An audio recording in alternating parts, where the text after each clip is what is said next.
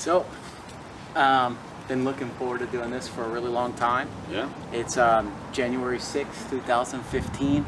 No time better than the present to have this conversation. Yeah. I put together a bunch of things that I wanted to talk with you about and ask you just about life, growing up, mom, me, and this is for the intention of sharing with my kids, grandkids, and so forth. So here it goes anyway. Fire away.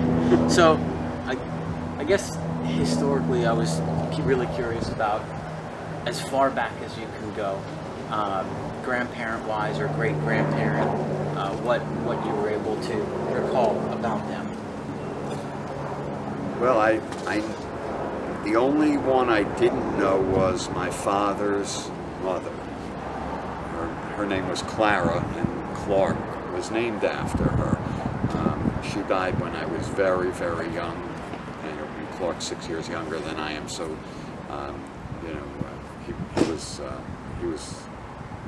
he was born, and so she had been gone. But other than that, my father's father, the famous Max Lipschitz, great memories. When I was little, he used to tell me stories. He grew up in Russia, and I remember he lived down the street from me. We lived in a four-family house. It was Cheryl and Clark and Tony and me, four of us, with my mother and father in a one-bedroom apartment. Where? In Patterson on 370 East 28th Street. It was a four-family house. There were three four-family houses in a row. You walked up the front stairs and into, you opened the door, and there were two apartments, one on each side on the first floor, and then the second floor there were two more apartments. We walked in and you went to the left, and that was our apartment. We originally, you walked into the apartment and it had a living room, and then to the left it had a smaller room. They called it a sun parlor. And that's not the house my family was living in when I was born, but I was pretty young when we moved there. I think maybe when my mother was pregnant with Clark, probably we needed a bigger place. We were in, I think, a two-bedroom apartment before then. But growing up, six of us in a one-bedroom place. At some point, my father had a friend of his from the construction business. My father was a construction painter. By day he was a union painter, and then he was on weekends he played with bands. He was a drummer. He was a pretty good musician. So in the apartment, he had a friend come in and take out the wall that had the sun parlor. So we lost a room, but we had a much bigger living room or family room.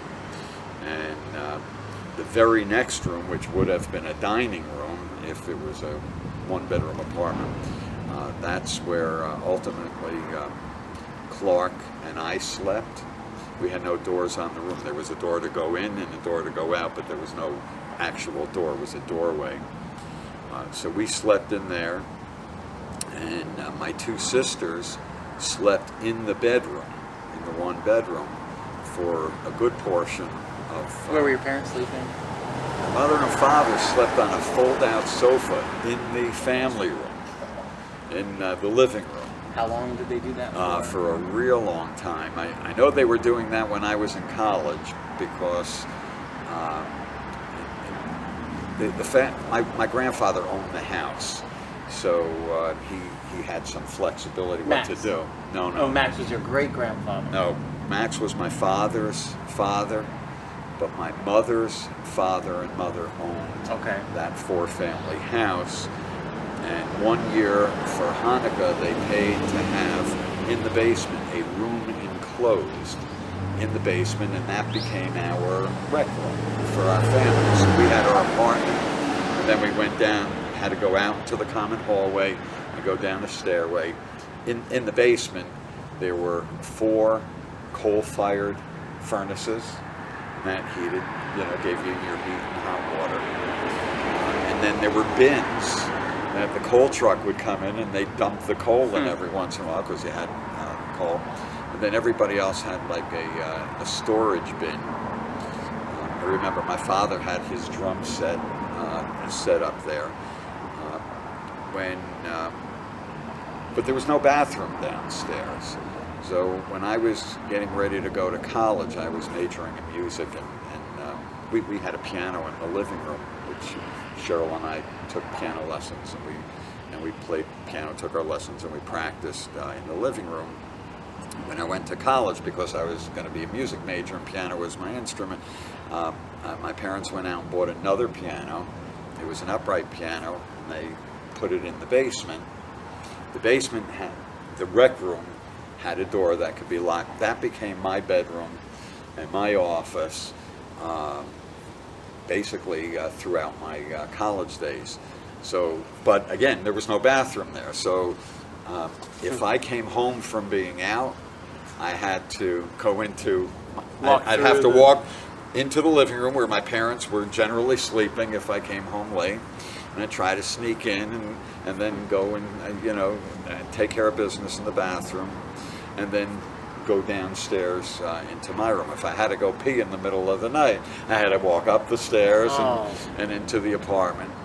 And I think like most parents, my parents kept their eyes kind of half open and their ears half open until all the kids were home each night.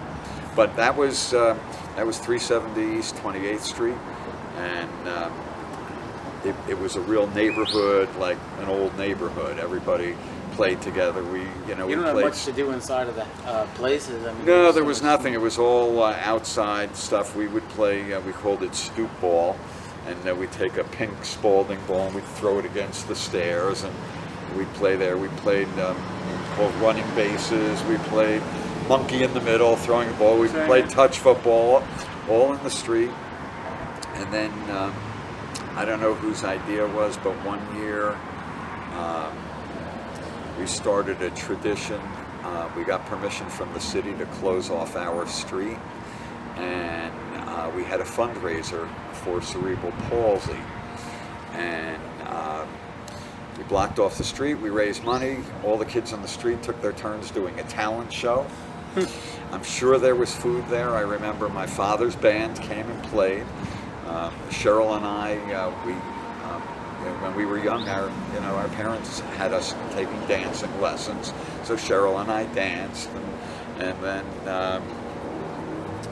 I guess I did another dance. But at the end, we took the money and we called the local newspaper and we brought the money down, the donation, and the newspaper took our picture and they wrote an article. So we were in the newspaper, and then that became like a tradition for several years. And that was one of the fun things we did on the block. Sure. And at least there were 4 apartments on the block. There were 3 buildings that were 4 apartments in each of the buildings. They were all like, they had a little patch of land in the backyard, and then they had a separate garage and a long driveway. And because my grandfather owned the house, we got to use the garage. So my father, being a painter, he always had ladders and drop cloths and brushes and painting supplies, scaffolding in the garage. He would keep his drums there when during the week when he wasn't working. Part of my job each week was on Friday or Saturday, whenever my father was playing. He generally played in those years about 100 music jobs a year. It's busy. Almost every single Saturday night, and a lot of Sundays or Sunday nights. And it was a real, hokey kind of band, but cover band. Whatever you call it. They played dance music. Whatever was popular. It was generally, the danceable music of the time. We call it the Great American Songbook. But not their own music. No. They were playing for people to pay them to dance. Sure. And Well, before going to that, what else do you know about Max? And did he remarry? Well, Max, my grandfather did remarry, and he lived down the street from us when he got married. He lived in a different place with my grandmother, but he lived down the street. He was married to Fanny Rappaport. I've heard of Fanny. Yeah, and he was married to Fanny for a long time. And Fanny's, I think, sister and her husband owned a bakery a couple of blocks away on the main thoroughfare. And Fanny would work for them part-time. And Hummintaschen was always one of my favorites. And they made it not like you see today where the filling is sitting on the outside, but it was like a doughy pastry and the filling was on the inside. And she used to call up the house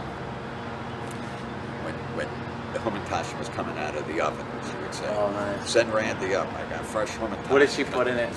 Poppy seed. Oh, okay. And, that was my favorite. And I would come home and have a fresh glass of milk. And that. Max was a painter and a paper hanger, and I remember him. He would come to our house very often because we were right down the street. Was that how your dad got into it? Yeah, I'm sure that's how he got into it. And what I remember most is Max would show up and he'd have paint splattered all over his eyeglasses. And my father would say, how can you see? How can you? He said, my grandfather would say, don't worry about it. I can see. When my grandfather got married, I remember he bought a brand new, it was a two-tone, I believe it was a blue and white or two-tone blue Pontiac.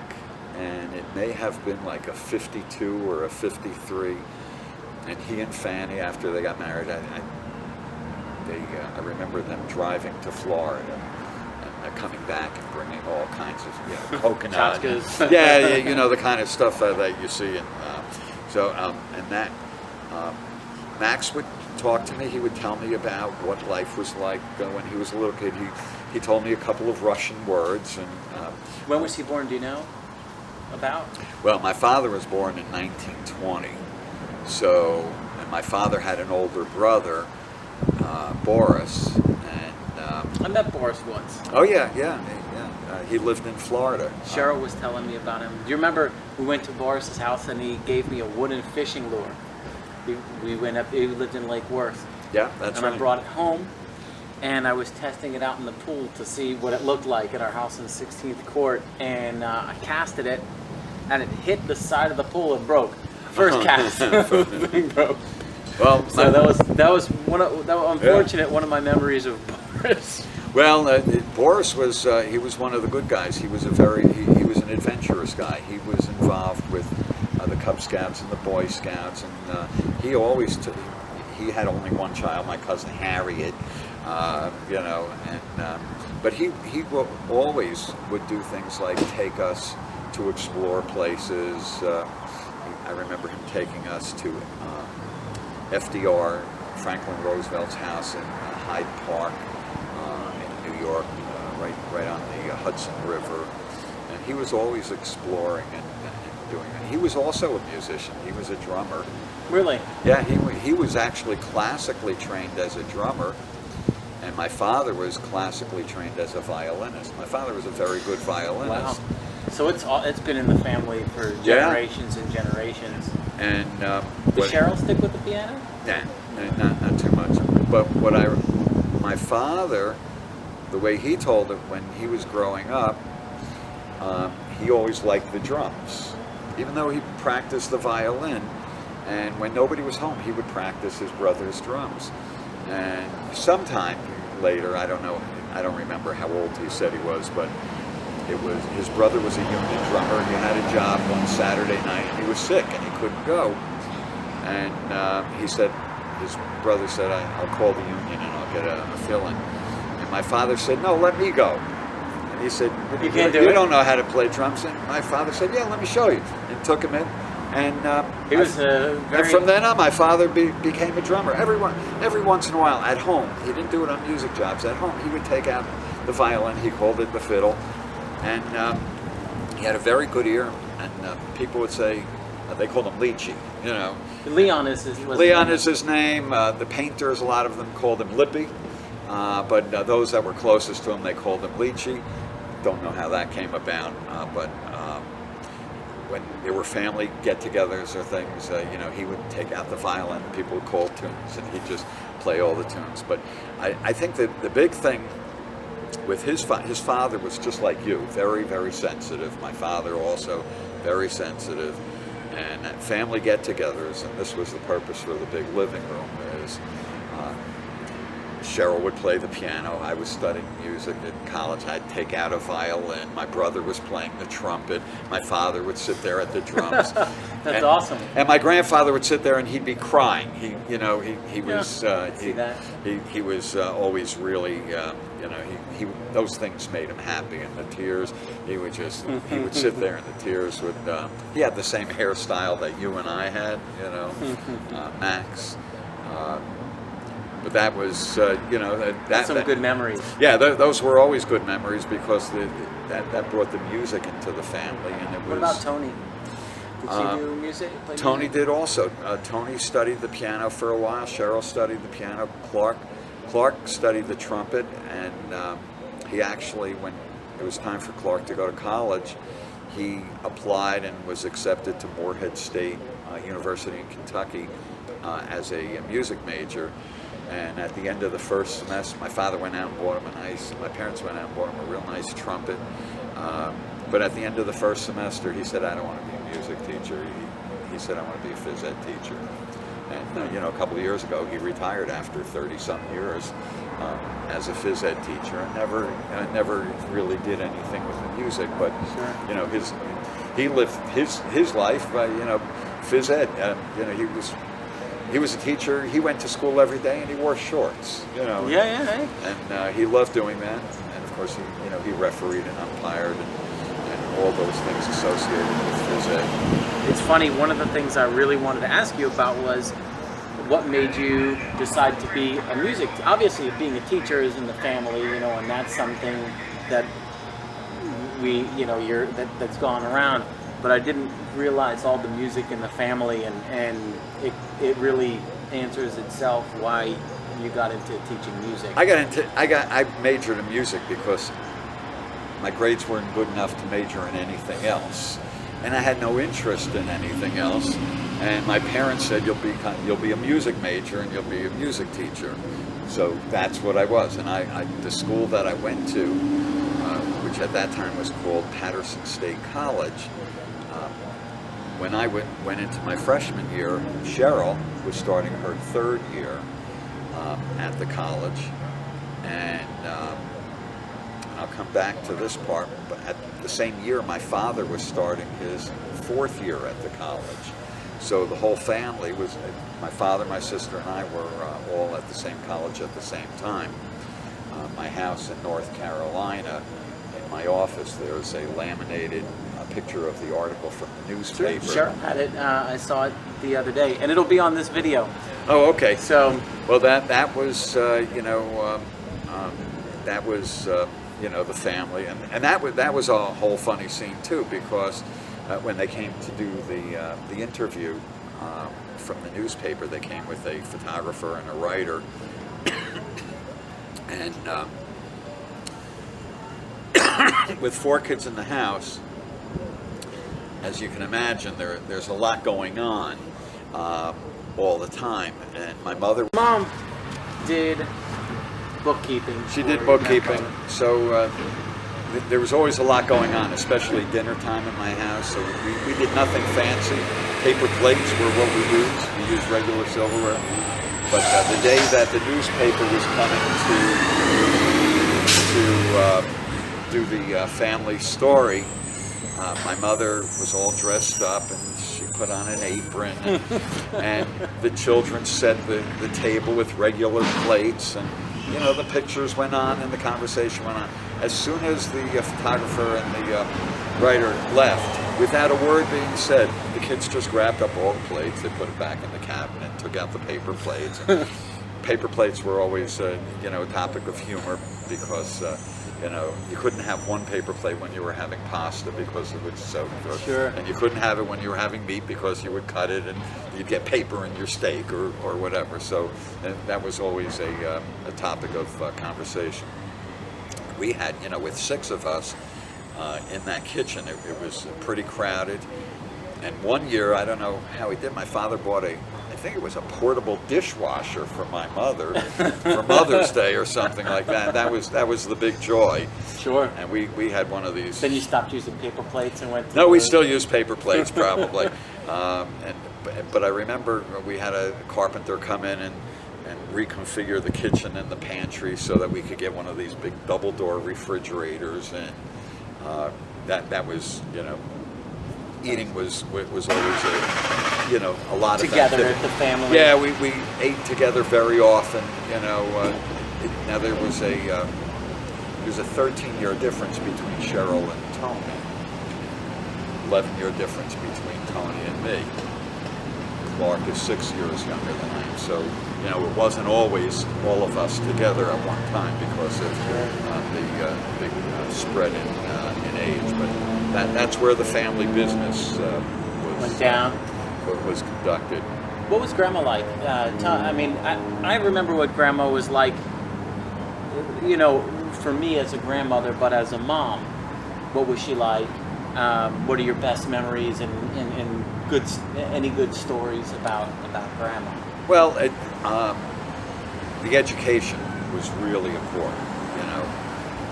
There were a few things. Getting her education, because my mother's parents, my mother's mother was actually born in Paterson, New Jersey. She was, first generation, which was strange for Jewish families. And my grandfather was from Poland,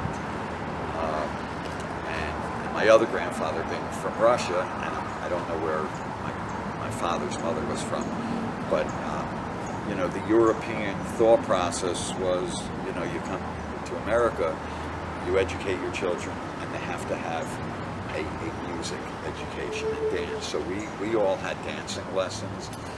I don't think Clark and Tony probably had dancing lessons. I don't think Clark had. I've seen Clark dance. I don't know. I don't know. I don't know either. But Cheryl and I had dancing lessons. We took tap dancing lessons, and I did those all along. So that was when I was taking piano lessons, when I was taking dancing lessons. My mother would be there on the piano. She'd be in the kitchen. She'd be listening. Wrong note. Wrong note. I can picture that. And then she would sit there in a chair while I practiced my dancing routines. She knew all the routines, and that was She was very involved. Yeah, she was very involved. It was really important that we have that exposure. And the other thing was all of us, I think except Tony because she didn't need it, but all of us wore braces on our teeth, and our parents thought that was really important. Also, that we be educated and we be sophisticated to a degree. And I would say, in my life, the music background, the dancing background, all of that played a very big role in how I matriculated through my life and how I related to people. My experience playing in a band in the Catskills is something that most of the people that I know, except for the guys in the band, they never had that kind of experience. That was really very, very unique. The fact that I took dancing lessons, and then later I was still in elementary school, and my dancing lessons had been like tap dancing lessons, that kind of thing.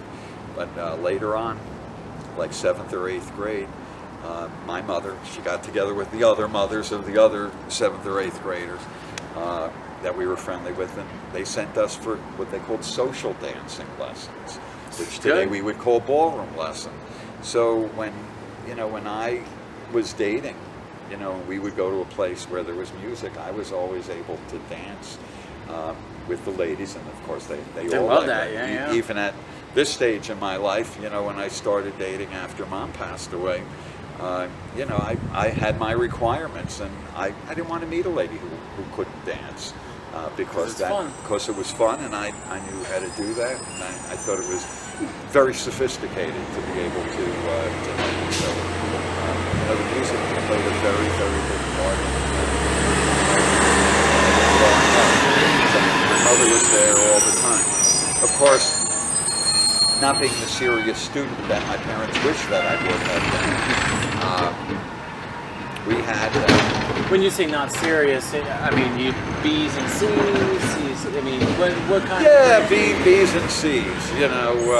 I was pretty lazy, and I got by with what I could get by with. I can relate.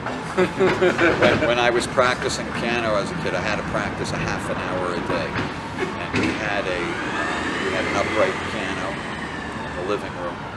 And there was a clock sitting on the top of the piano, and the hands on the clock were on the outside of the clock. It was just a piece of glass. The hands were there, and I'd be practicing the piano, and then look around, move the hands. So you could relate to Sebastian not really being excited about practicing every day. Right, exactly. So for years, it seemed like years, I finished my 30 minutes practice, and I'd say to my mother, and she'd be inside and say, "Okay, I'm finished." And she would say, "That's a very fast half hour." And I said, "Well, half hour is a half hour." And then later in the day, I'd go and I'd set the clock, and I'd correct it. And when my mother was sick, and she was, within weeks of dying, the doctor had released her from care, and I went up to New Jersey to visit her, and she was in bed, and I got right into bed with her, and I said to her, "Mom, I got to come clean and tell you something." She said, "What's that?" And I said, "All those years I was playing, and I would be practicing, and then I would yell, 'Hey, I'm finished,' and you said that's a fast half hour." I said, "All those years I would move the hands on the clock." And my mother said, "Yeah, I knew that." I said, "Well, why You're didn't not you tell pulling me that?" anything off Yeah, the right. You parents. No. can't fool the parents. I'm double checking on this too, making sure we're still good. Yeah, no, you can't fool her in any way. So, that's good. So that was one of the silly things. My mother was she had a great sense of humor. My father had a great sense of humor also. No wonder you get where you get it from, right? Yeah, my father had been a construction painter, and weekends he worked with a band. And when he was 30 years old, he was 38 years old, he fell from a scaffold, fell 30 feet from a scaffold. And he didn't get hurt real badly, but he got bruised up pretty bad. And that night at dinner, he was talking about it, and he said to my mother, "I don't want to paint for the rest of my life." And she said, "Well, what do you want to do?" And he said, "Well, I never had a chance to go to college. I'd like to go to college." And he went and he applied to Patterson State College in a 6-year program. It was 6 years at night. And he started at 39 years old.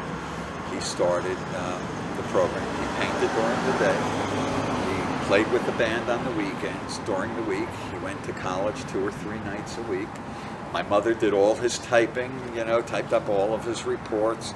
When he had to do an oral presentation, he would practice in front of the family. He was very nervous about it. Sometimes he had to take a Valium if he was going in front of the class. And then, so that's how it came about, that he was a senior. My sister was in her 3rd year, and I was a freshman. And of course, one of my, I think it was my math professor, ran into my father. And most of the teachers knew, the relationship, because my father was a Dean's List student, and my sister was a Dean's List student, and I wasn't. So they knew I was a standout from the rest of the family. And this math teacher ran into my father once and said, "Your son Randy's a very nice man, but he's not really interested in math. He's much more interested in playing with the girls." So, we knew. Anyway, that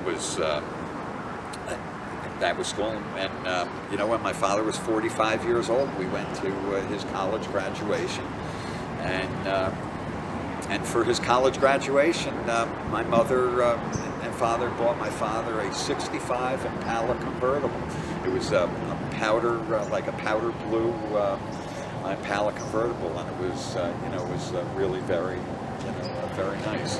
Huh. So, and then my father continued. He went on and he got his. I don't know if he got his master. I think he got his master's. He did, because last weekend Cheryl was telling me he was the first, I believe the first to get his master's in the family. Yeah, probably. And he also, he didn't get a PhD, but he did, I believe, what they called a PhD equivalency, which was enough courses without writing a thesis or a doctoral thesis, something like that. But I think my father really liked to go to school because he liked the young girl teachers, you know, and the students. And when he was teaching, he was a very dapper guy. You know, today the teachers go to school dressed like this. My father put on a jacket and a tie every day, shaved, put on his aftershave, you know, and he'd walk into the school. He'd walk down the hallway and he'd stick his head into the classroom of all the women teachers. Hello, Mrs. Jones. Good morning. If you need anything, you let me know. Good morning, Mrs. Smith. Nice to see you. Good morning. Let me know if you need anything. And he, you know, my father had to stop. He had cancer. He had to stop teaching. It was like 2 or 3 months, not even, maybe 2 or 3 months before he would have finished 25 years teaching. Really, that he stopped because he was sick. Because he didn't have the energy to climb the stairs and, you know, drive the car. Hang on, I'm just double checking here that we're good. Okay. But may have another 5 minutes or so. Okay. So I want to. So that was, you know, the education thing was real important. How old was Grandpa at that point? Well, he died. It was 2 months before he turned 70 years old. So, you know, he had a hell of a run too. You know, you think about, you know, his path, going to school, going to college, and there were people in the family that were the naysayers or friends of the family.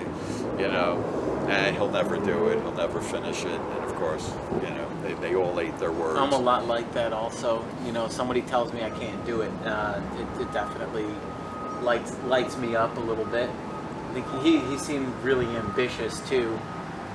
Well, it was his identification. You know, he at that point he wasn't Randy's father, Cheryl's father, Tony's father, Clark's father.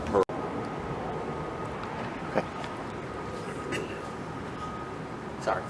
So years Okay, later. so that was you know, my father. I always said, sounds like it's shut off. Is it? Nope, you're good. You always said? I always said that my mother, because she was so on top of everything that was going on, very organized, she was always the go-to person. Friends and family, they always went to Pearl. There was a time when you had medical insurance that you had to fill out papers to make claims, and it was a very confusing process. Everybody went to Pearl. You go to Pearl, Pearl would get it done. My mother had friends that would say, I don't know how to handle this. My mother would say, I'll take care of it. She'd get on the phone, she'd call the doctor's office. Say, what are these charges? I represent It sounds Mrs. a lot Cohen. like Jamie, actually. Yeah, yeah. It really does.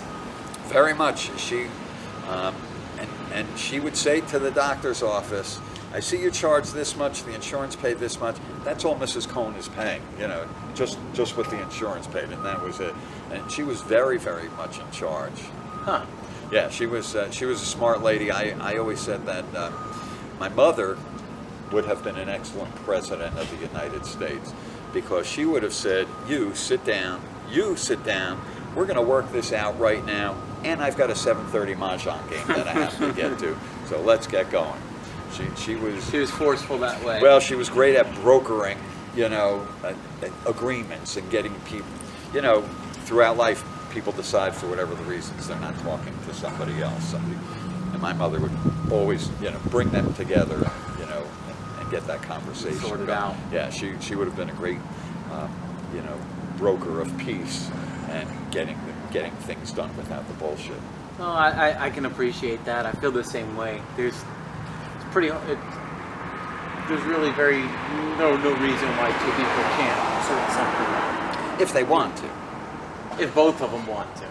Well, they both have to want to. Yeah. One wanting to, you know, doesn't work. Sure. Yeah. So how old was Grandma when she passed away? 78. She was 78. She was 78. She had cancer also. Was hers lung cancer? Hers was lung cancer. We went to Tara and Brianna's bat mitzvah, which was a great day for my mother because she had her children and her grandchildren. And I'm trying to think. Well, that would have been 1999. And it was great. And then just a month or two later, I don't even think, a couple of months later, my mother periodically had back issues, sciatica, and she was telling me one day she was having some back issues, but Cheryl was going to go with her to the doctor. And Cheryl called me up, you know, sometime later, and she said, "Hey, Mom, I was just with Mom at the doctor, and she's got cancer." My mother did not want to tell anybody she had lung cancer because she was a smoker, you know, and all the people that told her, you know, she should stop smoking. So she didn't, at that point, she didn't want to say that she had lung cancer. So, you know, she said she had cancer in her back or her knees or something like that. But my mother was tough. She understood, you know, everything that was going on. No remorse, no self-pity. Did she do chemo? She did chemo. She did chemo, and then she actually went into remission. She started in May of '99, and when Mom was diagnosed in November of '99, my mother was 6 months ahead, and but she seemed to have gone into remission. And she came down to Florida and visited then. I remember us going to for pizza one day, a place on Atlantic and Coral Springs Drive, and yeah, my mother was very talkative, always very talkative, and she's trying to get Mom to talk about it. You know, Mom just, it was too early for her. She just didn't want to talk about it, and ultimately it was like, as you know, it was a race to the finish. And you know, they died within a week and a half of each other in May of 2000. Yeah, So that was a rough year. that was a pretty intense time, you know, for all of us. What kind of cancer did Grandpa have? That was prostate cancer? He had prostate cancer, yeah. And the treatments that they were doing then, the revolutionary treatment was they put in. They call it a brachyseed or seed therapy, where they actually implant the seeds. But as I found out later, with my prostate cancer, when I asked the doctor said when your father had it, the technology was so new that the doctors were mishandling the seeds, and the doctors were getting cancer from the radiation. I think it was a radiation pellet, something like that. So technology's gotten much better. I remember when I was sitting in a hotel room in Durango, in Durango, Colorado, when you called me and told me that you had cancer, and the next God knows how long was an absolute blur. I guess because I knew of Mom and Grandma and Grandpa. Yeah. I wasn't that worried. You are.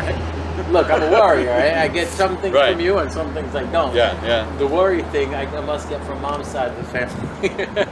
But yeah, I was quite worried. But hey, you know, what, 4 years later, 3 years later.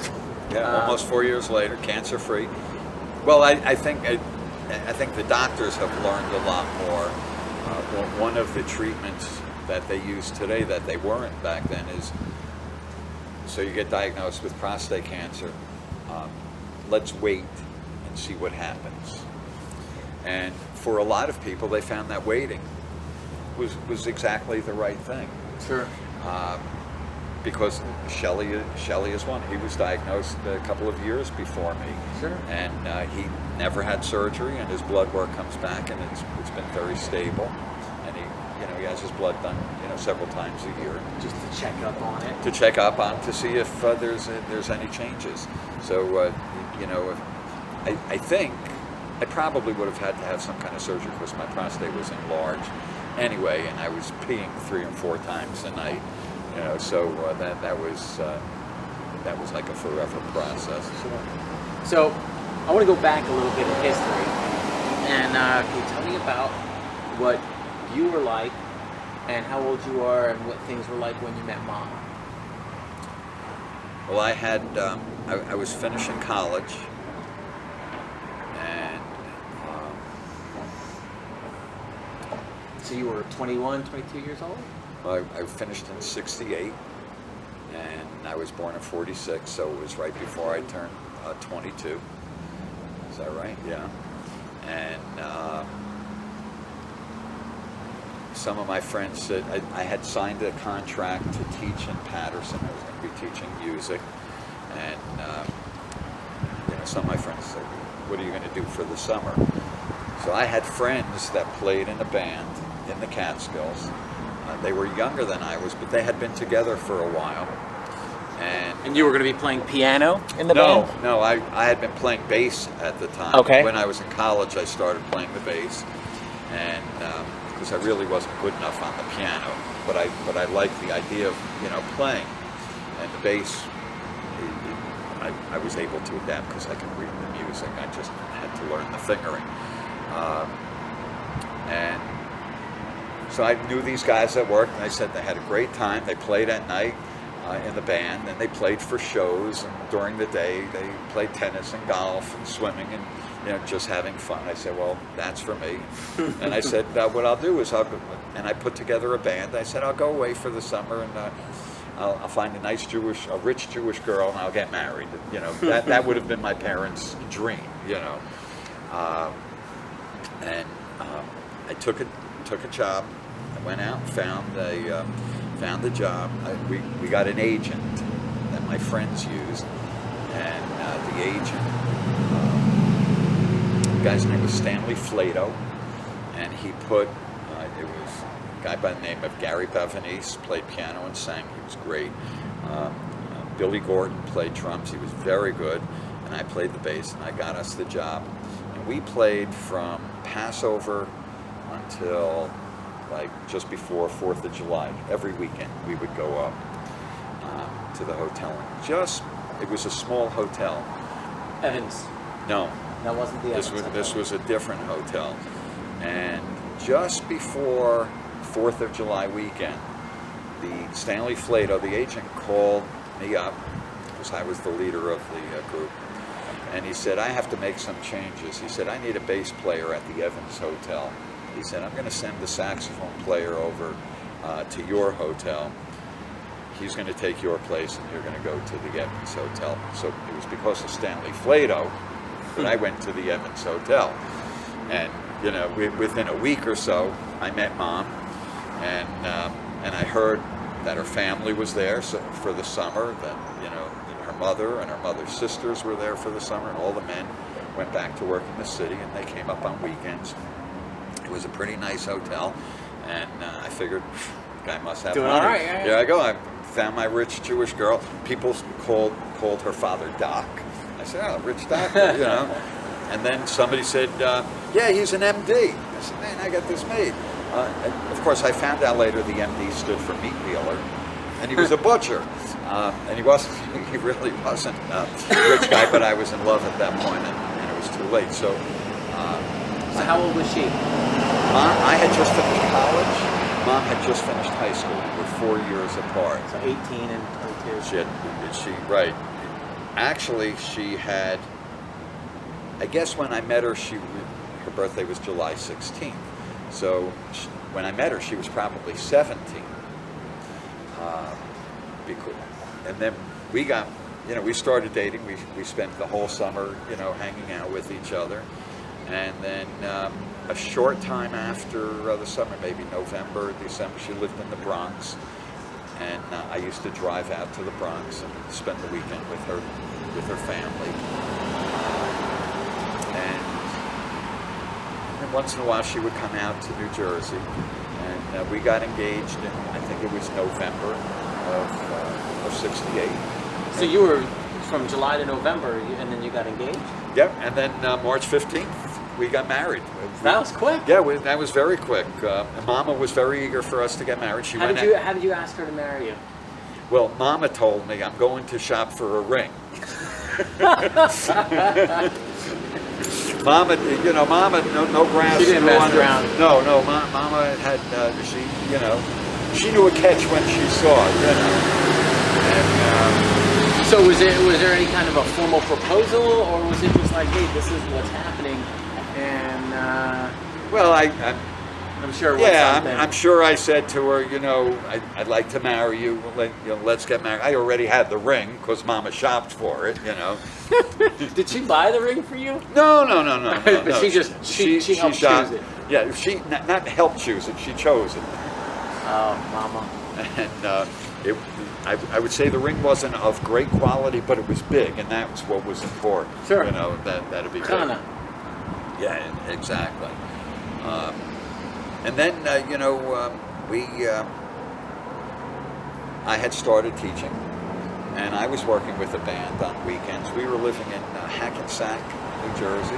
Did she work when she got out of high school, or what? She did. She actually worked. When we got married, we lived in Hackensack, New Jersey. We did that because it was close to the highway to go into New York off of Interstate 80 to go into the Bronx to her family. And it was also pretty easy access for me to go into Patterson because I was teaching at the time. And then I also worked Friday and Saturday nights at a Holiday Inn. And then sometime later, not too long, 6 months later, Mom decided that we'd be better off living in the Bronx because I spent so much time, you know, teaching. So we moved to the Bronx, which, you know, logistically was not really a good move, not smart. But you know, we did that, and then while I was teaching, I taught for 4 years. And the day school was over, the car was packed, and we went up to the country. The weekends before the summer, we went up for, they call it convention weekends, to the hotels. And so you continued to play in the band once you guys were together and married, and Yeah. she stayed at the bungalows or the hotel? No, at the hotel, because Mom worked at the hotel also. Mom, when I first met her, she was a counselor at the kids' day camp. Okay. At the hotel, just like in the movie Dirty Dancing. You know? How? What's the name of the lady that Mom always says she stole you from? She stole you from. You're gonna have to ask Mike Spielberg that one. Because she always had that story, and I can't. Sherry something. Carol. Her name was Carol something. It was Mike Spielberg blew it so far out of proportion that it had nothing to do with The exaggeration is part of the family. Yeah, part of the family thing is the exaggeration. Yeah. So she worked at the daycare. At the day camp. Oh, day camp. And then the following year, after we got married, I think she worked behind the front desk. At the hotel, she worked the PBX switchboard. PBX switchboard, there was a time where if you called, a business that had a lot of extensions, it wasn't like today where it's electronic switching. You actually had cables. I've seen you'd be on TV, connecting yeah. on. And she knew how. I used to watch her do that, and she knew everything that was going on, and she did that. And then the guy whose family owned the hotel offered her a job to try to book conventions. So she worked for him during the winter part-time, and she booked conventions to go into the hotel. And then in 1970, I'm with you. I'm just checking Okay. here. Okay. In 1972, I left teaching. Mom always had designs. You're not going to teach forever. You won't make enough money. So in 1972, So it was her. It was a lot of her influence that led you to stop teaching. I would say, yeah. Um, well, actually, yeah, the answer is yes. But when Maddie and Kenny got married, they were planning on doing a European trip during Christmas week after they got married. And Kenny said to me, "Why don't you go with us?" I said, "I can't go with you." I said, "I work. You know, I have music jobs. And I make a lot of money, and it's cash, blah, blah, blah." And Kenny said to me, "Why don't you get a job where you can make as much money in one job as with all your others?" Because I was teaching, I had private music. Could be the camera's better, you know? Nope, we're good. So Kenny, after your first job offer, he said, "Now you're good enough to interview with Xerox." Right, and I interviewed with Xerox. It was in, like November. Mom was pregnant with Shari at the time. And so I left teaching. My parents were very upset that I was leaving teaching. You're going to be a salesman, you know, what are you going to do? I said, well... Yeah, it's not the most respected career in a lot of people's eyes. Right, because what people knew about, people didn't really understand salespeople, what they knew. They still don't. To No. a lot No. of people. I mean, I face that all the time, you know, I get it. What they knew was Arthur Miller wrote a play called Death of a Salesman, and you know, and they thought all salesmen are like that, which obviously, you know, is not accurate. Sure. And I said to my parents, "Listen, I can always go back to teaching. You know, I had the degree, but of course, you know, the first year working for Xerox, I made twice as much money as I would have made had I stayed in teaching. So, you know, at that point, you're hooked." Yeah, of course. So how long did you stay with Xerox for? I stayed with Xerox until 1981, from 1972 to 1981. I had a problem with my ankle, and I had to have surgery on my ankle, and the doctor wrote that I did a lot of walking in my sales territory, and the doctor wrote a note that allowed me to be on short-term disability. So I was getting an income. This was in the beginning of 81, and then I extended the disability. And while I was on disability, Maddie and Kenny had already moved to Florida, and Kenny was looking for a business. And in May, beginning of May, I think April 1st or May 1st in 81, I came down to Florida, and I went into business with Kenny in the marble business. Mom stayed home with the 3 kids, and sold the house in Spring Valley, and then flew into Fort Lauderdale, and I picked everybody up, and that was 1981. Wow. You know what's funny is I still remember, there's not too much I remember from our house in New York, in Spring Valley, but a couple things I remember was we had a basement, which was the playroom, and I remember going down the stairs into the basement. We had a record player in there that I used to listen to, but I also remember the moving truck had a wooden ramp that they would load the dollies up, and I tried sliding down the wooden ramp, and I got splinters in my ass. And that's one of the things I remember about the move. I wasn't there then. No, I don't Because think I was you were. in Florida already. But there was I remember having a bench. There was a bench in the kitchen, but at the kitchen table, or it was on the wall. Yeah. You know, little things. I think it was a leather couch we might have had back then. Yeah, probably. Black leather couch. So Naugahyde, I think it was. moving back to when you met Mom and you were at the hotels, what'd you guys do for fun? What kind of fun stuff did you do, and what do you remember about her personality-wise? You know, at that age, and then. Well, Mom was always upbeat, very playful, you know, all the time. She was more serious than I was, but playful. She was working, I think some years she worked during the day, and I had time off, and other times she worked at night while I was working. But very often what we did, and it was with the guys in the band, we would finish playing, and then we would just go outside the hotel property and walk, a quarter of a mile, and we were in downtown Loch Sheldrake, and there were restaurants open late at night, and we hung out. We went out to eat. Going to sleep 2, 3 in the morning was pretty commonplace because we were musicians and we were working those hours. But I was never one to sleep real late, and that's when I started playing golf. When I was there, Mom didn't play golf, but I borrowed her father's golf clubs. And after, I think the first Father's Day after we got married, Mama and Ellie bought me my first set of golf clubs. Is that the one in the red bag? No, I remember the red bag.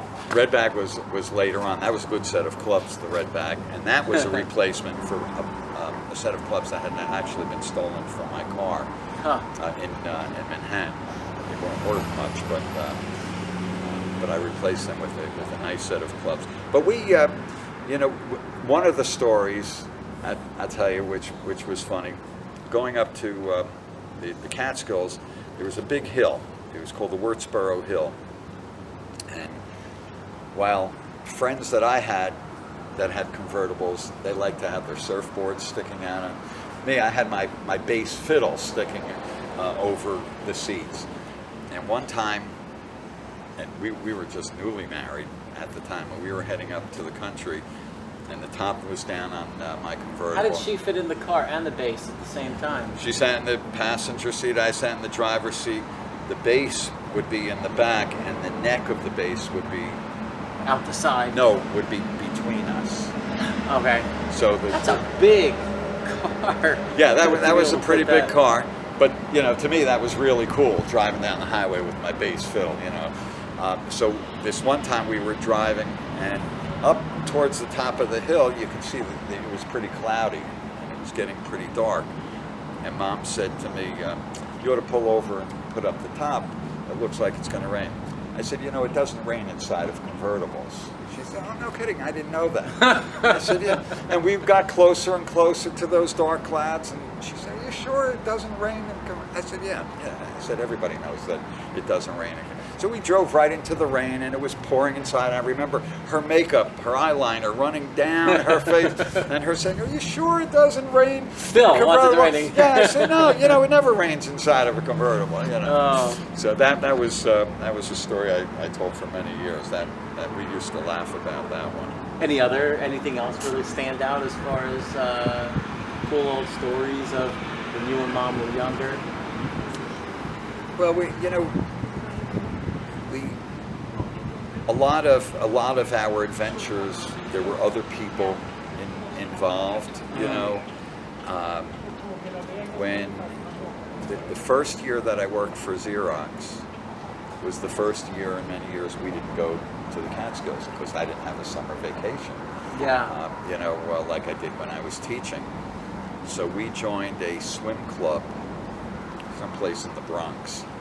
It was like a swim club from hell. And Mom and I were arguing with each other about I can't tell you what, but just silly things. And I think it was because we had got, from the time she was born, she went away every summer. I think I just heard a noise coming out of this thing. Okay. So you're arguing about? Yeah. So that first summer after I worked for Xerox, so the next year I said we got to do something different because we need the getaway kind of thing. So what I did was we went up to the Catskills in the spring, and we went to the different bungalow colonies, and I spoke to the owners, and I said, I have a band. And so I took a job playing with 2 other guys Saturday nights at one of the bungalow colonies, and what they paid me paid for the vacation, paid for the summer at the bungalow. So, but you went for the whole summer. How did Xerox? No, I didn't go for the whole summer. Mom went for the summer. You came on the weekends. And Shari, and then what I would do was, instead of taking a 2-week vacation during the summer, I took 3-day weekends throughout the summer. Okay. So I would leave Thursday night from the city, Or Friday night, Thursday night, I have all day Friday, Saturday, and Sunday, and then I drive back to the city on Monday morning. Or I would take Monday off, and I'd have Saturday, Way to work it Sunday, and out. Monday. Yeah, and I did that for many years. And that seemed to work, pretty well. And we had a lot of fun. Even though Saturday nights I was working, I did that for a bunch of years. And when I was doing that, we started working at 11 o'clock at night until 3 in the morning. So you were shot for Sunday. So Sunday, and then after you finish working, sometimes the people were in a party mood and you'd play another half hour, another hour, and then you'd go out for breakfast. So I'd be coming back on Sunday morning and the sun would be coming up when I was finished. But I was young, I had a lot of energy at that time, and I'd go play golf with the guys, and then the guys would play gin rummy, and one of the fun things was on Sunday nights at the Bungalow Colony, we used to have all the men playing gin rummy against all the women. Yeah. And it was just a lot of laughs and a lot of fun. That's where we met Paul and Jeff How Corral. many people were your crew, kind of? How many people? Oh, there were probably, for the gin game on a Sunday night, there could have been, 12 or 15 couples. Because I don't remember Mom being real social, but maybe that's... She was more social than she was. She liked Paula Corral a lot, and Mom was the youngest of all the women. I remember when Paula Corral turned 40 years old, and Mom was laughing at her, and, that kind of thing. No, she got along. She liked Jeff Corral. Mom mostly liked the guys rather than the ladies, because the ladies, the yentas. That's how Jen feels, for sure. My mom also always hit it off much better with the men than the women. Yeah. But we had lots of fun, and then when I stopped playing in the band, now I was like a regular guest at the Bungalow Colony, and we had dances on Saturday nights. The guys would play gin rummy. We'd be barbecuing, every day. Hanging out, just having a good time. Just hanging out. We were at a different Bungalow Colony. Our second, you weren't born yet when we were at the first Bungalow Colony. You were born at the second one, and the only thing people wanted to know in the beginning of the summer was whether you were going to stop crying before the end of the summer. Your big crocodile tears. I was a big crier. Yeah, big criers. You're not the only person to tell me that. Matt, you ask Matt. Oh, Matt, yeah. Blood-curdling funny. screams. You had, I forget, a stomach thing. That sounds like Sebastian. That sounds like sea bass. So we went to a different Bungalow Colony, and that was a lot of fun. I think I was still playing in the band at that time. And then when we went to the third Bungalow Colony, I wasn't playing in the band anymore. And I think that was the only summer that Jamie spent at a Bungalow Colony, and then we moved to Florida. Came down. Yeah. What was I like as a baby? Obviously, I cried. Do you know how big I was? How much I weighed? What I was like as a baby? You were like like the right size. Average. Yeah, you weren't real big. You weren't real small. You were real healthy. You had these stomach issues, and all it was is an immature. My whole life. Right. It really. At that time, the doctor said it's an immature digestive system. So we had you. We took you to Columbia Presbyterian Children's Hospital in New York to a pediatric specialist, and while he was talking to us, he was holding you and he was feeling around to see. And he said, "This baby's absolutely normal." He said to Mom and me, "When was the last time the two of you went out for dinner or a movie or something?" We said, "Forget it." He said, "Well, here's my prescription." He said, "Get a babysitter for Saturday night and go to the movies." The second thing is when you're up and about, and we described the house to him, he said, "Wherever you are, put the baby in a different part of the Just house. gotta let him go through. Let him go through the screaming, and we did, and eventually you worked out. You were always not real social growing up with the other children, and it wasn't because you weren't social for some reason. Kids didn't hang out with you, but the adults always loved you. I remember our neighbors; they always liked you. The women always liked you. And you were always out there looking to try to help the women. You understood the way you win things in this world is by catering to the women in your life. Yeah. Hi, Jen. You were never a problem. The biggest issue with you was that you saw no benefit in education, in learning.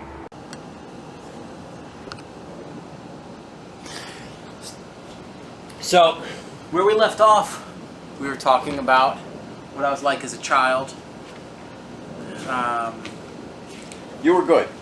You were a well-behaved kid. You didn't get into trouble.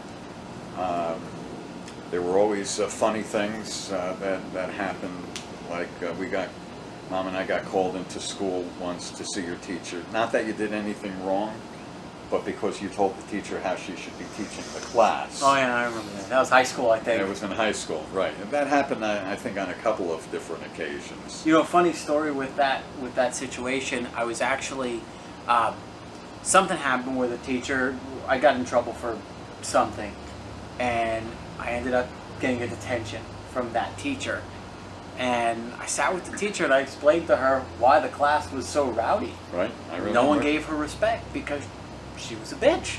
Yeah. And I guess what I discussed with her helped because things did change after that. Sometimes people don't necessarily know. But yeah, I remember She told us you made her cry. I did. Yeah. But you know what? I was pretty tactful about it, I think. But I think,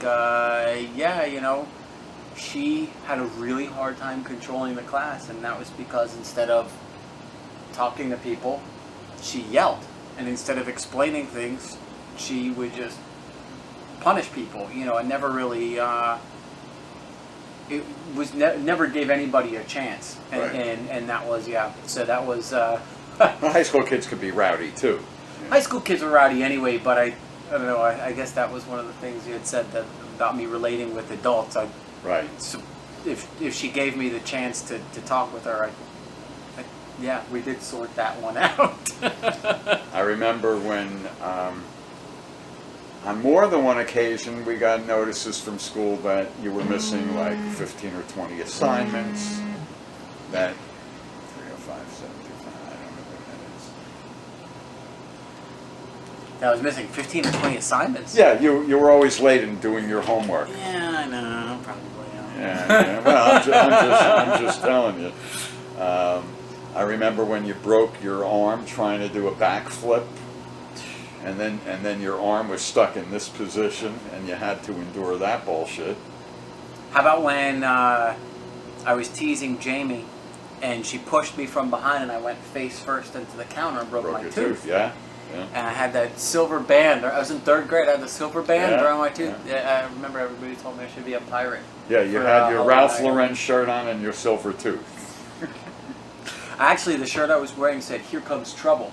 Oh, okay. And Billy gave it to me. Oh, well, and Mom threw that away That would've after made that sense. day. But I remember in middle school somebody was bullying you, and I went and spoke to the principal of the school, and I told the principal that that he's got to get control, otherwise I will authorize you to hit back, and he didn't control the kid, and you did hit the kid. yeah. And then the principal called me. He was going to suspend you. And I said, go ahead, suspend him. I'll be on my way down to the Board of Education to tell him about our last conversation that we had. That was in high school, actually. Oh, it Yeah, was? It was my I shop thought class. it was middle school. Yeah, it was in high school. But Yeah. I try to never get to that point, but No, it's not your style. no. But yeah, that was an interesting one. Yeah, yeah. Well, I remember that you weren't doing well in school, and then you started that program where you spent a half day over at the vocational school, and you were doing well there, doing the half day and learning the carpentry. But the next year, they didn't have a carpentry Couldn't do it, teacher, yeah. and that ended that. But then right before graduation, we got a call to come to the school. It was an award ceremony, and we couldn't imagine what kind of award you would have been getting, but it was a great improvement in grades. Yeah, yeah. You had gotten, so that was Junior and senior year, I was over 3.5. I mean, A's and B's, Well, junior and senior yeah. year.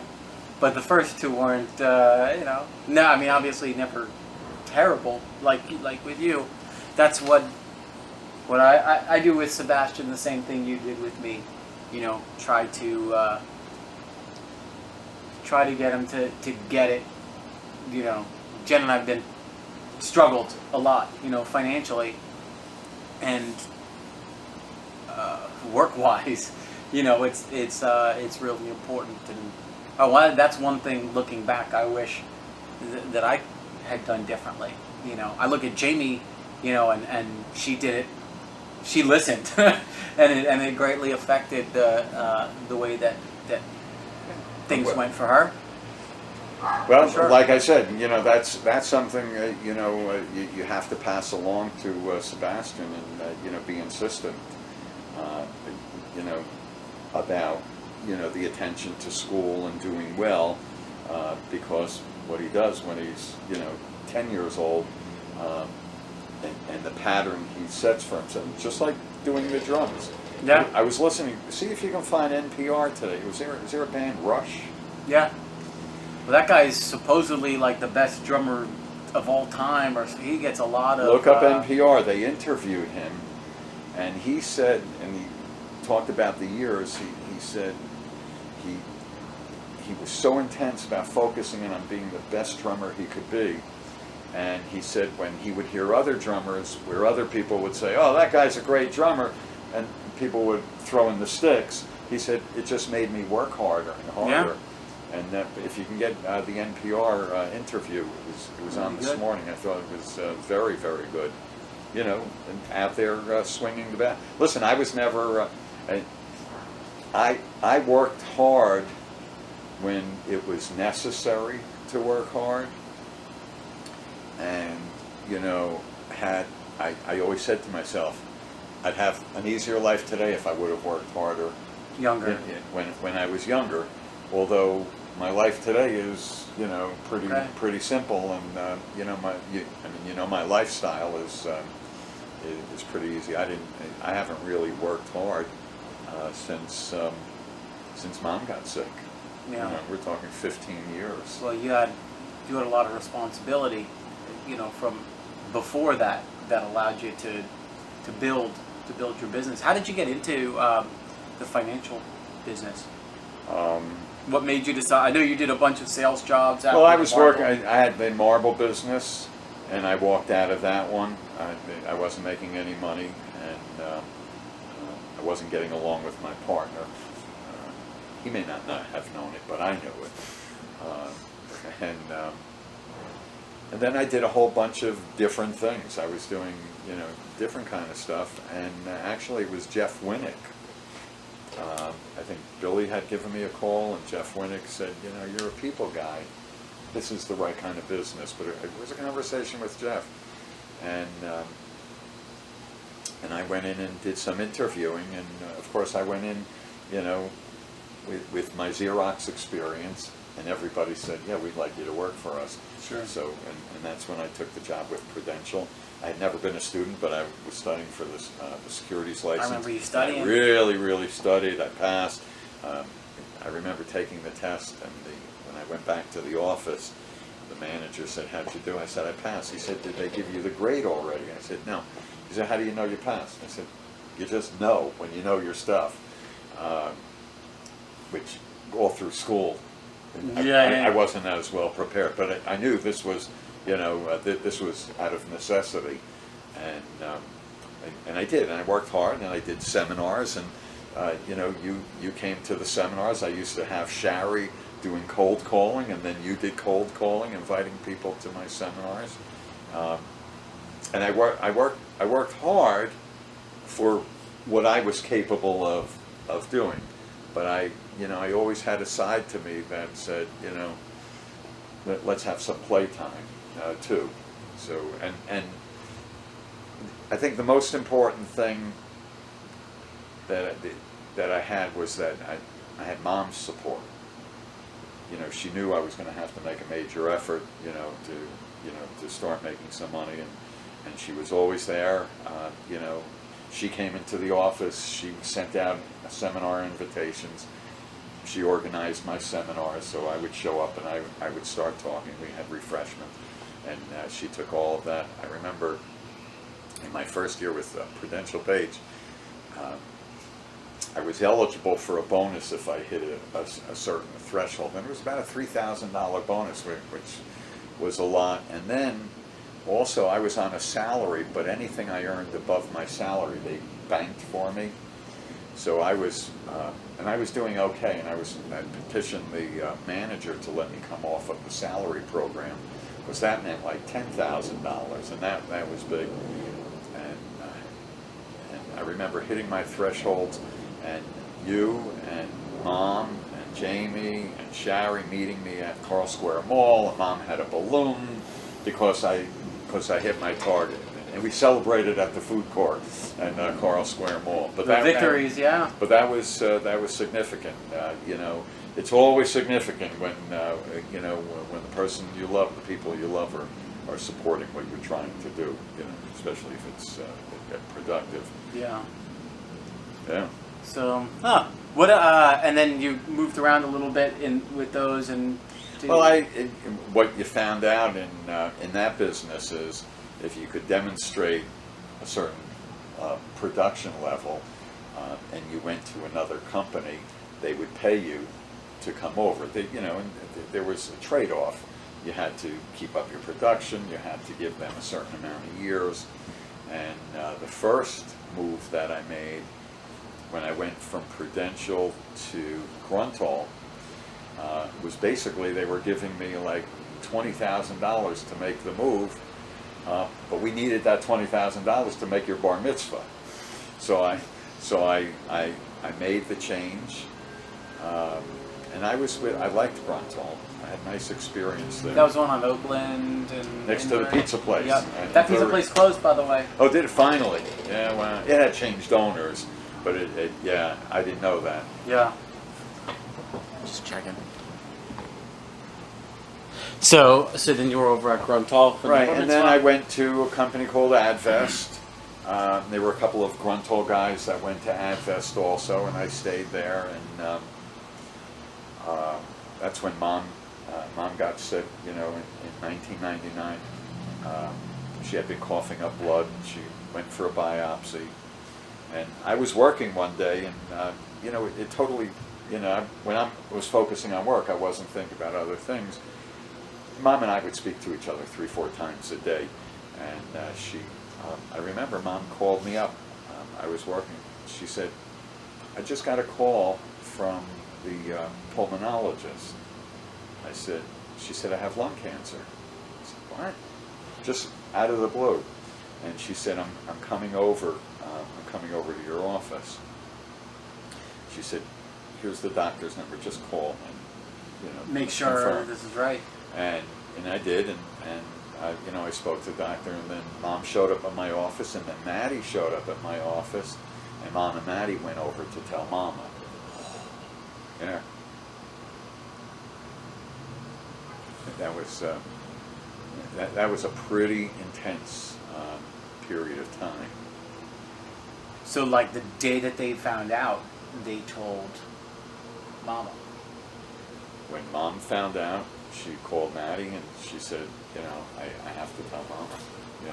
So they went over, and then we started the process, which was basically first it was the radiation, and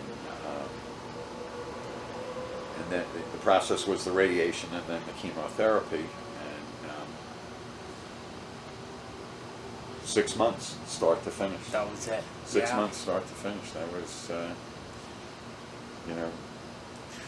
That was the situation. And I spent, because my mom was sleeping a lot, you know, going through the chemotherapy, you know, I spent a lot of time trying to figure out, you know, how is my life going to change? You know, I have my children, but... Well, you knew when she was diagnosed that she really didn't have a chance. No. While we were actually... There were a couple of things that happened. After she finished the radiation, we went to a surgeon, general surgeon.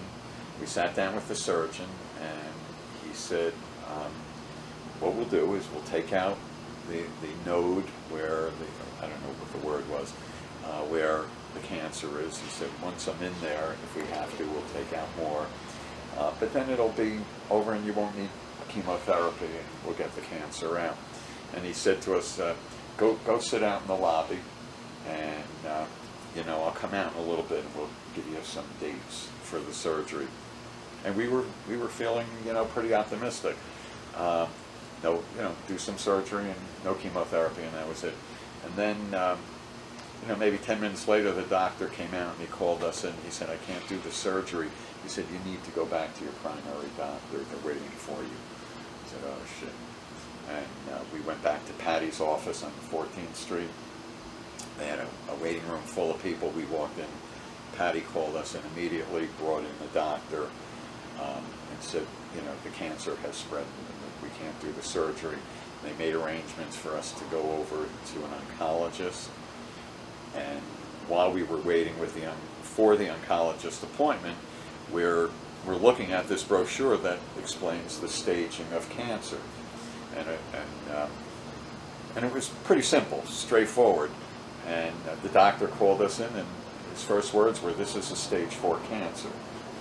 So, and I had just finished reading, you know, if somebody lives more than a year after diagnosis, that would be the exception rather than the rule.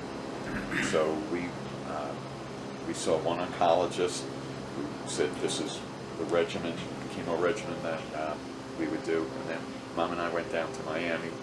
There was a highly regarded blood specialist down there, and he said, you know, the guy up in Boca, he said, is actually being more aggressive than I would be. I think you should do that rather than try it here. And we did, and you know, and we went, and you know, Mom was a trooper. She got her fatigues. Yep, I remember that. And once every. I have the shirt.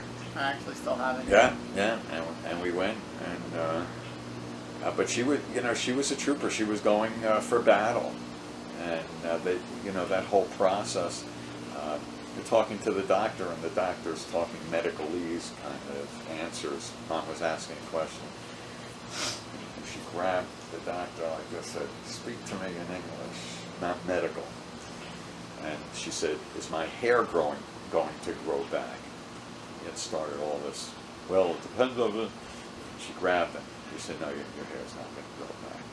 She said, okay, just, you know, Let me know. Tell me in English. I remember when her hair fell out. Yeah. I remember her looking in the mirror, you know.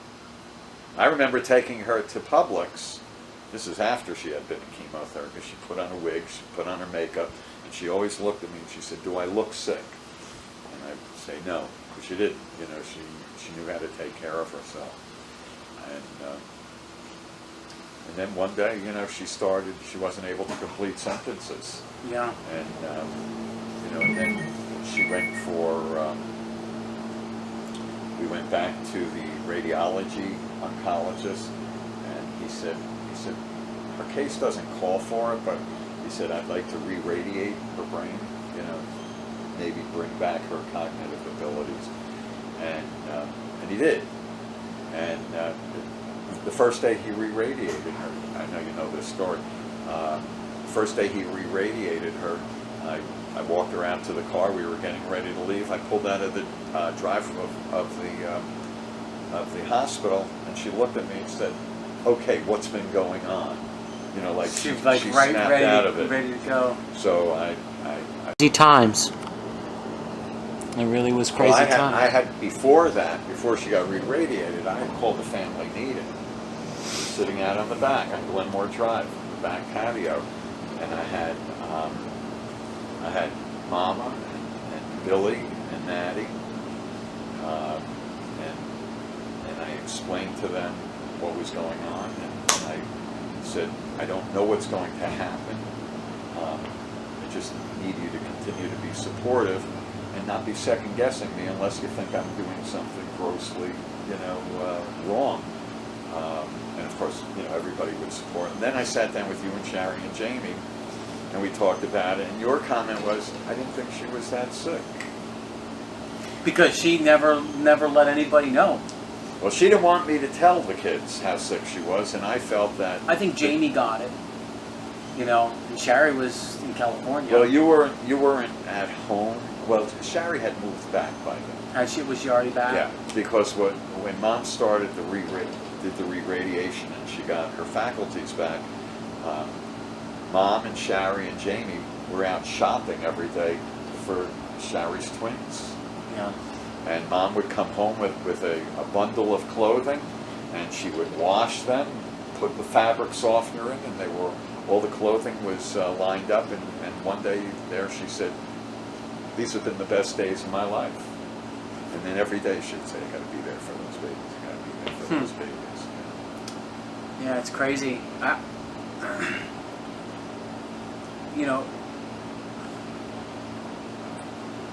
Just crazy times. Yeah. Well, that's it's sad, but I look and think about the life that we did have together. 3 great kids. Remember Glenn Shunkowitz? Sure. I had lunch with him yesterday. He was asking about you, how you're doing, and I was bringing him up to date on what's going on. And when I came back, Barbara said, how was your lunch? And he's a little bit wacky, this guy Glenn. And I said, these people like me because, they think I have like an idyllic life because my kids' heads are screwed on right. These people, a lot of people have a lot of issues going on, and we've never really had any major, issues. Losing Mom was a terrible thing, but cancer is part of things that happen. But up until that point, we were a very typical family. Yeah. Actually, typically atypical. Yeah. I mean, really, because there was I don't remember any major drama. No. I don't remember any major drama, any big issues. One of the great joys we had was, we all, whenever you kids were involved in any of the sports, not only did we go to all the games, we went to all the practices. Yeah. And that was significant. Mom and I would stop and pick up Dunkin' Donuts coffee, then we'd segregate ourselves from everybody else. And I remember Mom when Anita, the neighbor across the street, was home. Mom would crawl under the windows so nobody would know she was home. Right, exactly. What else do you have as far as good memories of Sherry, Jamie, and me growing up? And what are your favorite memories of young kids, teenagers, and grown-up kids and grandkids? Well, that that's a lot of that's 2 hours itself. Yeah, well, with the kids was watching them develop and getting a kick out of it, and being able to roll with the punches. When you were playing basketball or you played soccer, those weren't really your sports. You were awkward. As a lot of boys are that age. So when you kick the kick the score for the other team into your goal, all we did was we said, isn't that typical? But there was another time where you were all the way back and the ball came to you and you gave it a kick, and it was like I remember sitting in the bleachers with Mom and I said, we're watching the ball. I said, this is going to go into the goal. It went over everybody's head.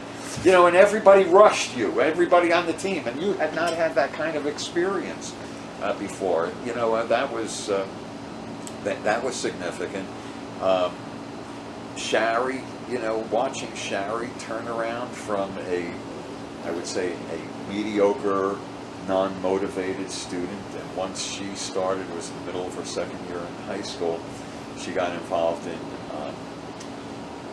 debate and DECA, and she just started to blossom, and she was highly motivated to not let any of the boys beat her at anything. You know, that was our interpretation. I'll never forget, I played racquetball with Shari at Cypress Park. Yeah. And I let her beat me. I was playing a lot. I was playing racquetball probably every single day. And I let her beat me, and she got so angry, she threw the racket at me. She got so mad. She was very, very... She also let me drive Mom's car that day, too. Right. That was earlier in the day. She let me drive Mom's Prelude. I think it was a white Prelude at the time, a little bit around the parking lot.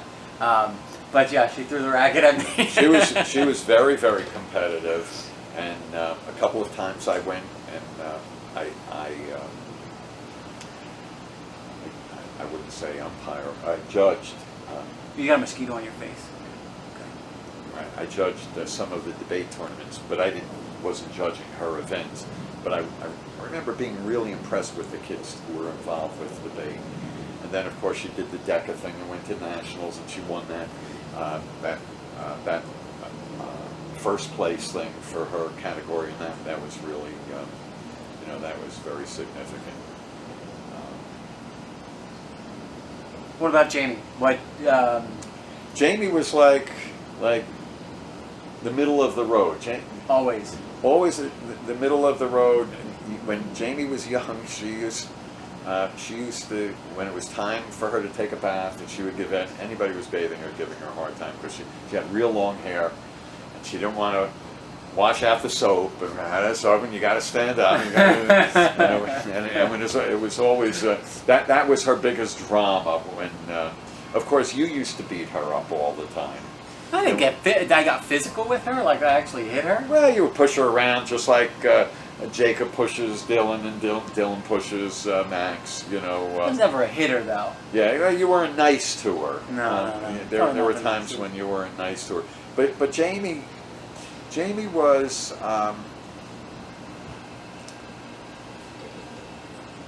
This was later on high school, and then when Mom got sick, and then college, and the same thing with her career. She always said, "This is what has to be done, and let me see how efficiently I could do it." I said to her, "You're the only person I have ever seen go to college, finish college with good grades, and go to school 2 days a week," because she knew how to work the system. She knew how to work the schedule, and she always did that. Even with moving up to Port St. Lucie, having a baby, going to school, doing her job, getting a master's degree, having another baby, going to school, getting a promotion, getting another master's degree, engineering the transition from Port St. Lucie, down to, to Weston, jumping into a new career. All I could do was caution her, like what I went through when I left teaching. When you leave a job where this has nothing to do with how much you're earning, but when you leave one job where you're basically working 180 days a year, and you have a lot of time off vacation, to going into a job where you get a 2-week vacation, for me, I had difficulty adjusting to that, and I cautioned her, you're going from teaching in one environment to business in a different environment. Where there's really never a day off, even if you get a 2-week vacation. Which she learned very quickly. But, as, when Mom was sick, I had suggested to her... Keep going. Let me just check that. I said to her, you have a lot of the characteristics it takes to have success in the business that I'm in. I said, why don't you think about, coming into the business with me? And she actually, I think she changed her major, and and then the market fell apart in 2000 to 2002. And I said, I don't think it's a good idea for you to do it. And she said, good, because I don't think sales is really where I should be, you know. And she's in sales. And so ultimately, I think even when she took the job at this company, I don't think she realized it was going to be a sales thing. But Yeah. now she's right into it, you know, and she gets the job done. You know, Jamie is all about getting the job done. Yeah. And you know, when John Caputo died, Shari commented to me and said, you know, everybody said to me how smart John was, but not one person said to me what a nice guy he is. She said, not one person. Jamie, I think on the other hand, is people say, I like Jamie. She knows how to get the job done. She's a good person, you know, and people like her because she's got that ability to do that. Sure. You know, I think so. I've always been impressed, and you are, you know, my number one optimist. You've always been the optimist. Sometimes I've called you a cockeyed optimist, being optimistic about things that, you know, Had no business being optimistic yeah, about. or the likelihood of something working out with it, but that wasn't the point. The point was that you were an optimist. You always had a can-do attitude, and I think the big thing with you, and I think you would agree with me, is that once you got into the groove, and it was Bill Potter. Was that what his name? With the bike sales. Yeah. The bike sale. Once, because you had some interviews before him that people liked you, but they wouldn't hire you because you didn't have the sales experience Sure. calling on the shops. Once you got that experience, and then J&B hiring you, and you're working through not allowing them to hire you to work the sales desk. And I would, if you remember, I was in New Mexico with you when, who was it, Jack or the other? One of the guys, yeah. Said to you, hey, before we kid around, I want you to find a replacement for yourself. Yeah. And they were going to move you back, and you thought you were going to be there for a couple of years. You would have been okay with it, but you know, you have begun to hit your stride, and you are now 37. You're 37. I didn't hit my stride until I started with Prudential Bates the summer I turned 40. So I didn't make any real money for maybe 3 or 4 years after that. So I think you're ahead of the curve. You know? I hope so. Swinging the bat every day. Right. That's. I like what you're doing with the apparel stuff. I think you know, as long as J&B doesn't, you know, have an issue or make an issue of it, I think, you know, potentially that could be your bread and butter down the road. But J&B is your entree into the bicycle shops, and For now. for now, and Yeah. as you've said, you know, you're not willing to give that up. No. That's bread and butter. But I think you're in the process of getting into hitting your stride. I think so. I gotta be able to have the fun time too sometimes, and sometimes I'm got the blinders to do it. But Yeah. Well, you gotta stay focused when you've got the energy to do it. Fortunately, you're in good shape physically. Yeah. And your head's in the right place, and you've got a nice home life, and, you know, and those are the things that make it much easier for you to, you know, plow through sure. and get to, you know, where you need to get to. What do you say if you had to narrow down, say, your 3 biggest pieces of advice for grandkids, great-grandkids, great-great-grandkids, anybody down the road, future lift shotses or generations? What would you say? I think without question, you know, you've got to be educated. It's Alright. So, this is what we're going to say. okay. This is what we're going to say for saying Is things. this a good test? Let's see. Okay.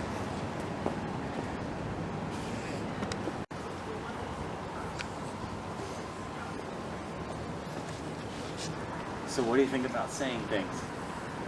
I'm curious if you're going to be in the picture. I don't know. What do you have to say about that? I say take a look.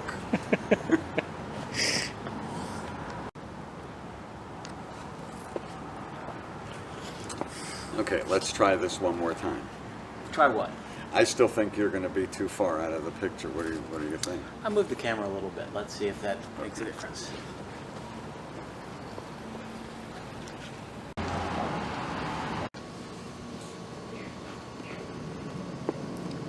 Say something, Pops. Well, I heard the final evidence for the existence of God. Oh, okay.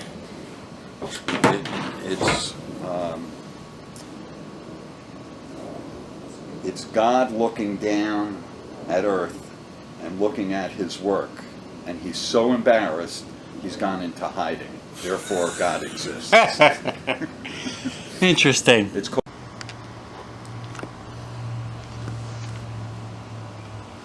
Okay. So you're a Dudism priest, huh? Judas Priest. Did you ever see the movie The Big Lebowski? No. You got to go see The Big Lebowski. And It's a cult film.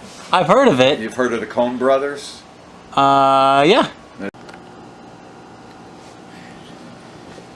How is this? Is this fantastic or what? Yep, yep. What do you want to know? Dude. Okay. I think this is pretty good. What do you think? Yep. This is good. Yep.